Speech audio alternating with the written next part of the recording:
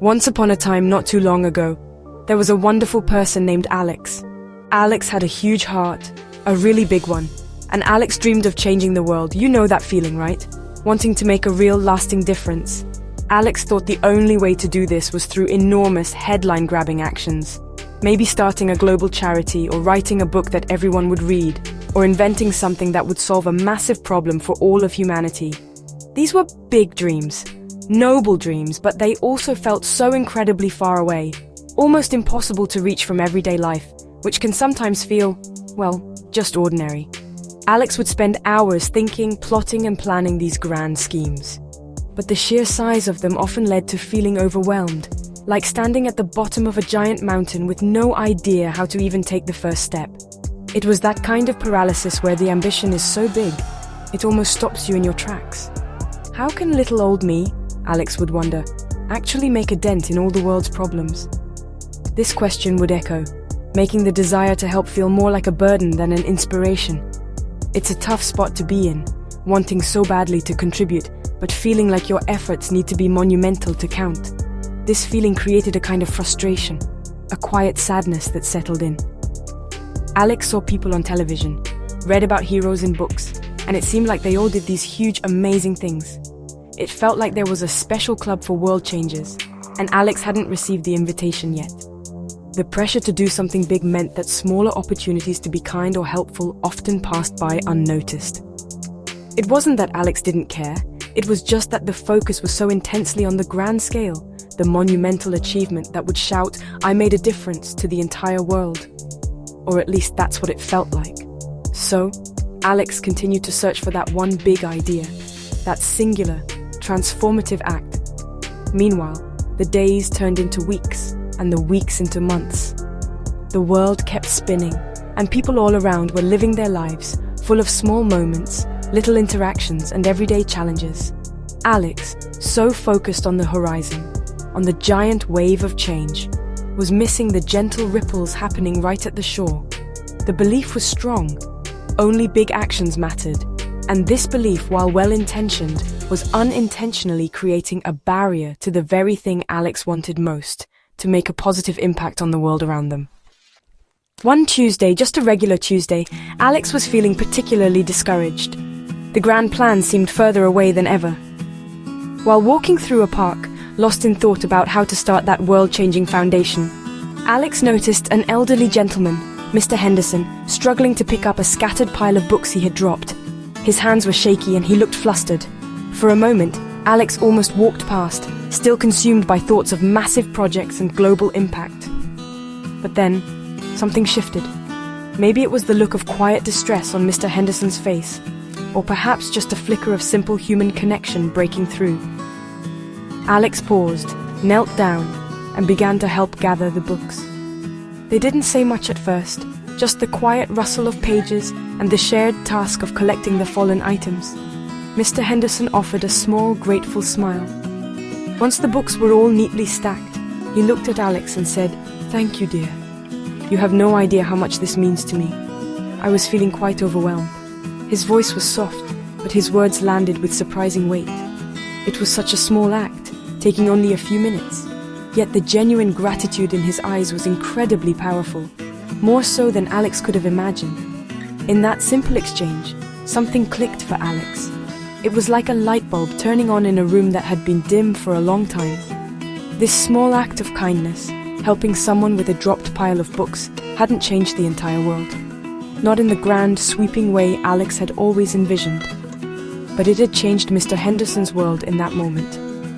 It had eased his burden, brought a moment of connection, and replaced frustration with relief. And surprisingly, it made Alex feel genuinely good. A warm feeling that was different from the distant ambition of future grand deeds. It was immediate and real. Alex walked away from that encounter with a new perspective bubbling up. Could it be that these small everyday acts of kindness actually mattered? Could they be the building blocks of something bigger?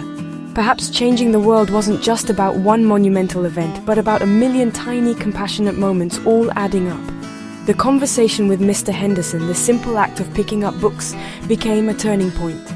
It wasn't a headline, it wasn't a viral story, But it was a profound lesson in the power of simple human-to-human connection and the immediate impact of a helping hand offered without expectation of anything huge in return. You know, we all have these incredible superpowers hidden in plain sight. They don't involve capes or flying, though that would be fun, wouldn't it? These are the powers of everyday kindness, the simple things we can all do that create ripples of positivity. Think about it, offering a genuine smile to a stranger you pass on the street. It costs nothing, takes but a second, yet it can brighten someone's entire morning. Or how about truly listening when someone is talking to you?